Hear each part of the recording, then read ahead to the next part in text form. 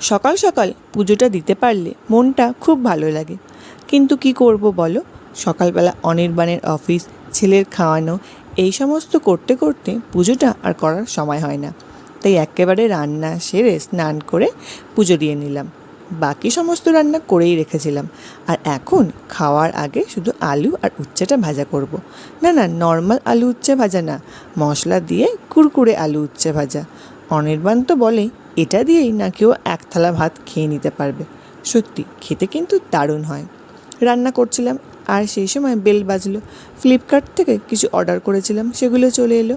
আর এদিকে আমার আলু উচ্ছে ভাজাটাও একেবারে রেডি হয়ে গেছে।